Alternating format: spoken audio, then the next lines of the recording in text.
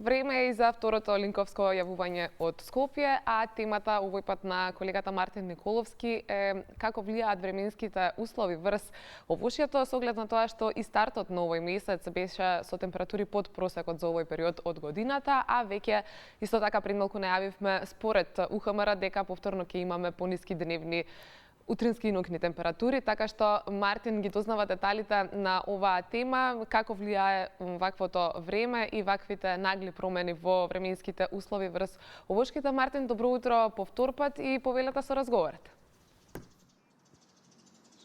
Во се поочигледни климатски промени најголем предизвик има токму земјоделството, особено овоштарството. Наглите промени на времето може да го уништат трудот на земјоделците за само една ноќ. Со какви предизвици се соочува овоштарството? Кои се проблемите, но и како да се заштити родот? Утрово на оваа тема разговараме со професор доктор Тошо Арсов, редовен професор на Факултетот за земјоделски науки и храна во Скопје.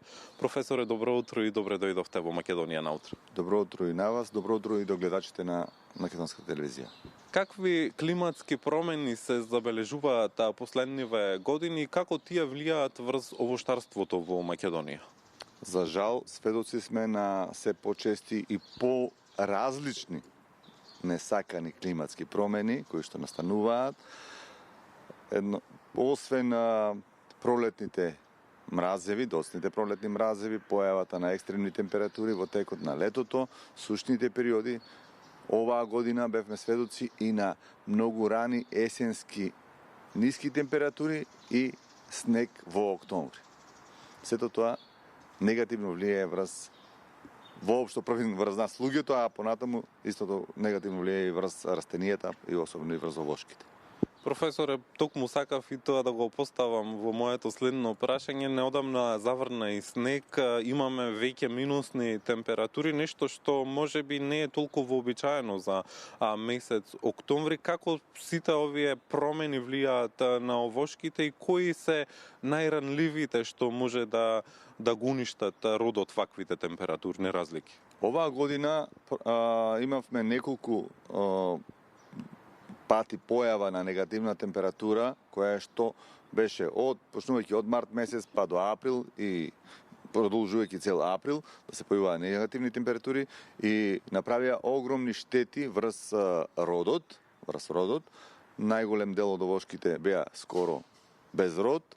Во текот на годината имаше сушни периоди, меѓутоа сега појавата на негативните температури, односно појавата на снег, посебно на места каде што имаше овошни дрва. Воопшто, ако погледнете по патот Охрид Скопје, преку Стража, тие не се овошни дрва, меѓутоа самоникнати, нели? Меѓутоа се од снегот искршени. Значи снегот беше влажен, таму каде што падна, овошките беа, односно растенијата се со листна маса, кревки, кршливи, дојде до оштетување на цели стебла. Негативната температура не беше толку изразена да направи нешто оштетување, меѓутоа, ако продолжат појава на вакви и на пониски места, може да направи оштетување и на овошките, бидејќи тие не се спремни, не се влезени во зимско мирување. Така. Кажете ми, кои се најчестите проблеми со кои се соочуваат овоштарите поради променливото време од цветање до берба на плодовите? Како што кажавме, најчестите промени се првин измрзнување на цветовите во пролет. Од појавата на доцни пролетни мразеви, варирањето на температурата, најчесто доаѓа до измрзнување на цветовите или пак заметнати плодови. Потоа, појавата на екстремни сушни периоди или пак појавата на град ги оштетуваат плодовите, а сушата и јакиот сончев радијација, зрачење, предизвикува до појава на изгореници на плодовите, често се појавуваат изгореници на плодовите, па затоа мрежата против град ги штити овошките и против современото овоштарство мора да биде со заштитна мрежа која што ќе намали во делот на појава на мразеви, на радијациони мразеви, ќе заштити од град, појавата на град и ќе го намали негативното влијание на сонцето врз плодовите. Тоа е евентуално што може да направи за да се направи врз овошките за да се заштитиме од тие негативни појави. Професоре, доколку имаме намален плод, намален род, тоа значи дека ќе имаме и повисоки цени наредната година на овошките во Македонија. Знаете, оваа година бевме сведоци на некои овошки кои што беа со плодови овошни кои што беа со екстремно високи цени. Тоа не е пак не дека ќе заработат производителите толку многу. Повеќе пример црешата беше 300, 400, 500 денари, да не кажам и повисока цена. Кајсијата беше исто со висока цена. Спраската беше доскоро со висока цена. Подобро е да има континуирано производство. Бидејќи луѓето, ако имаат континуирано непроизводство, односно постојано да имаме загуби од временски неприлики или од било кои причини, не е добро и за државата, и за општеството, па и за производителите, верувате. И тие не се толку срекни ако продадат 100 кила наместо да продадат многу повеќе како што треба да произведат. Какви методи постојат за да се заштитат овошките, особено во вакви студени денови кога имаме навистина екстремно ниски температури? Што може да направат за да се заштитат, еве да речеме, дрвијата? Како што ви кажав, значи со есенските мрази, ниски температури, повеќе беше проблем снегот. Таму каде што падна снег, доаѓаше до кршење на овошките. Температурата оваа есен не беше толку ниска за да направи измрзнување на овошките.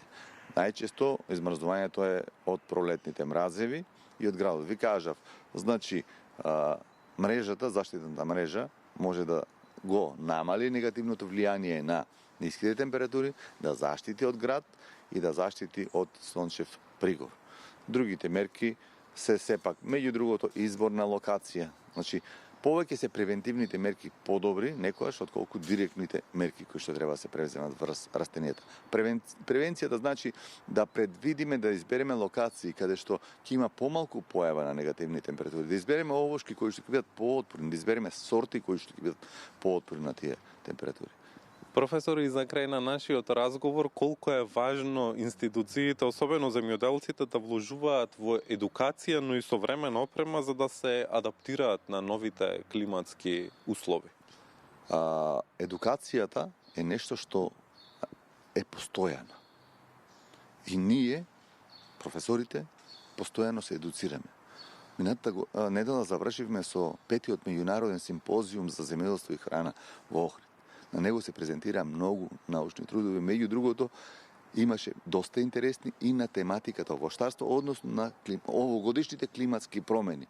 Па имавме плодна дискусија, бидејќи оваа година беше чудна во однос на измрзнувањето на сливата и вишната.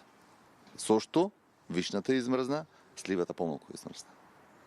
Ние овоштарите си поставувавме прашање, ние професорите од целиот Балкан си поставувавме прашање, одговорот не можевме се уште да го најдеме, меѓутоа се надеваме дека ќе нема потреба да го најдеме, да нема такви екстреми. Да, и земјоделците треба да вложуваат, имаше доста земјоделци присутни на симпозиумот, како слушатели посебно, па и како зашто да не бидат и тие да споделат и искуства. Така. Земјоделството, особено овоштарството, е секогаш актуелна тема со оглед на тоа што Македонија е земјоделска земја, така што и понатаму ќе ја третираме оваа тема. Професоре, ви благодарам за гостувањето во Утро во Македонија наутро. Благодарам и на вас, благодарам до гледачите на Македонска телевизија и посакувам успешна работна недела. За тоа како влијаат климатските промени и екстремните температурни шокови врз овоштарството, утрово разговаравме со професор доктор Тошо Арсов од Факултетот за земјоделски науки и храна во Скопје.